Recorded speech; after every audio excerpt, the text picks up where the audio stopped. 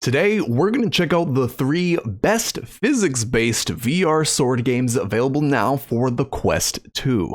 Now, we all know finding a good VR shooter isn't hard to find. They're honestly a dime a dozen.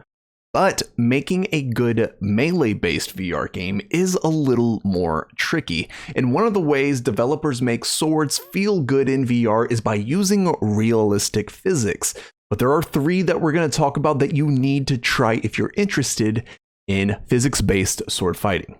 So first, we're going to talk about Blade and Sorcery Nomad. We're going to talk about this one first because you've probably already heard of it. It's one of the most popular VR games out there to begin with, and its PC version, Blade and Sorcery, has been out for as long as consumer VR. Still to this day, this game probably still demonstrates some of the best physics in a VR game. And on top of that, them being able to get any version of this game on the Quest 2 is no small feat. And while this game has had a lot of updates in its existence, the simple fact is the more physics you put in the game, the more likely you're getting bugs and weird ones.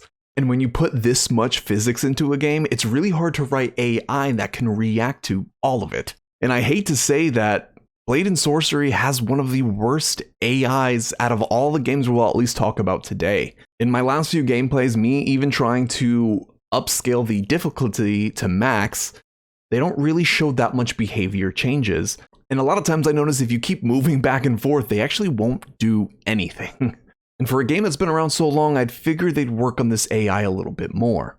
Now, the dismemberment and the things you can do to these poor warriors is endless, but honestly, it makes it more of a murder simulator than it does a sword game. They do have a dungeon mode, and I know they're coming out with a crystal hunt feature, whatever that is, but it doesn't seem really rewarding after a while. Brutally murdering people in every way you can think of can be fun for a while, strangely enough, but honestly, if there's no challenge, if the next enemy is just as good as a fighter as the other one, or just as predictable, the fun lasts a very short amount of time for me anyways.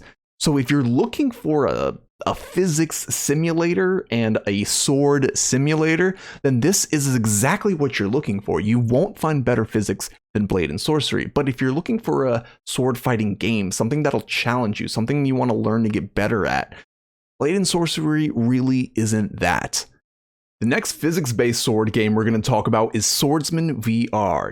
And one of the things I really love about this game is that it feels like they're constantly updating the AI. The enemies feel more aggressive and defensive at the same time, especially depending on the weapons they're holding. This makes the game a lot more challenging, especially because you can get killed extremely quickly, at least in the beginning. Being able to be killed in 1 or 2 hits makes you slow down and really think about your next move. I've noticed a lot of the AI will literally do a dodge and counter. If you go to attack, they will do some sort of dodge maneuver and then try to strike back, making you be more careful on the moves you make if dying means you have to start the whole round over again.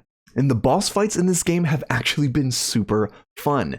The bosses don't use the same kind of maneuvers and strikes that the regular enemies will. Each boss will have its own set of moves and special abilities even, most of which will probably one-shot you, and it does take a lot of strikes to kill a boss, which feels a little damage spongy, but at the same time gives it a very Souls-like gameplay. You really have to kind of learn all of the moves that the boss can do, how to avoid them, and how to avoid their special abilities, as well as finding where they can actually be hit. Taking down a boss in this game has sometimes taken me a half an hour or longer of trying over and over again and trying to learn its moves. And like I said before, you need to find out where they're even able to be striked, because armor in this game is a huge thing.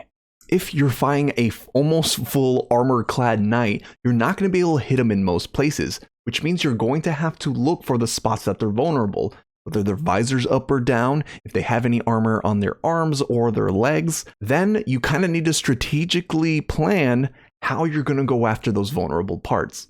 As you can tell, I really adore this title. Sin Studios are the makers of this game, and they do a phenomenal job. Again, you can find this game in App Lab. I think it's about $20.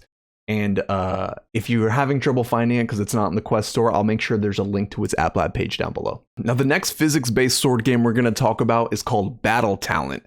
Now, Battle Talent has actually been on the App Lab for quite some time now. Again, I'll make sure there's a link to its App Lab page down below. But I really adore this game. I find this combat to be a lot more fast-paced, with the enemies jumping all around you, requiring you to constantly turn around. Parrying and blocking in this game are important and feel satisfying and rewarding, as they usually stun the enemy, allowing you to have an opportunity to attack. The AI in this game is fun and aggressive enough that you feel like you are challenged, especially when there's a lot of them thrown at you. They even have a dungeon mode that's actually kind of better than the one in Blade and Sorcery, in terms of the randomness of the rooms, the enemies you'll fight, and the rewards you can find along the way. They have a decent variety of different type of weapons, and some of them are magic weapons that'll have their own ability. This game's even moddable, and there's actually a decent amount of mods available for the Quest version through SideQuest. And the best thing about this game is that it's completely free. So if you want to find out if you'd enjoy a physics-based sword fighting game, well, you don't really have a choice not to find out, because this one's completely free. Now, I've been saying the word physics-based sword fighting games, and there's a good reason for that, because there's a huge difference between a physics-based VR sword fighting game and a rule-based VR sword fighting game. If you want to know the difference between these two, check out this video. And if the video is not here, it's because I didn't make it yet. But thanks a lot for watching, and I'll see you next time.